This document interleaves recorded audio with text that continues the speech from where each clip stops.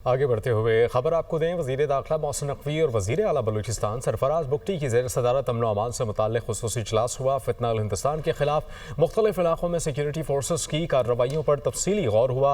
Inspector general police, IGFC north, DIG CTD, DIG special branch, DG levies शरीक हुए। महकमा दाखिला और कानून नाफिज करने वाले इदारों के आला हुकाम भी इस इजलास में शरीक थे। वज़ीर आला सरफराज बुगटी ने अमन अमान की मजमूई सूरत हाल और सिक्योरिटी इक़दामात पर ब्रीफिंग दी। सूबाई एक्शन प्लान पर अमल दरामद और इसमें दरपेश रुकावटों का जायजा लिया गया। मोहसिन नकवी ने कहा कि फितना उल हिंदुस्तान के दहशत गर्दों का अंजाम इबरतनाक मौत है। भारतीय स्पॉन्सर्ड दहशत गर्दों और उनके सहूलतकारों को अंजाम तक पहुँचाएंगे। रियासती रिट चैलेंज करने वालों के साथ आहनी हाथों से निपटा जाएगा। इसके अलावा दहशत गर्दी के खिलाफ जंग में बलूचिस्तान हुकूमत की मुकम्मल सपोर्ट जारी रखेंगे। पाकिस्तान दुश्मन अनासर के लिए ज़मीन तंग कर दी गई है। वफाक और सूबाई हुकूमत मुत्तफ़िक। मीर सरफराज बुगटी ने कहा कि जंग सिक्योरिटी फोर्सेस नहीं, पूरी कौम की जंग है। दहशत गर्दी में मुलव्वस अनासर के खिलाफ कार्रवाइयाँ मज़ीद तेज़ कर दी गई हैं।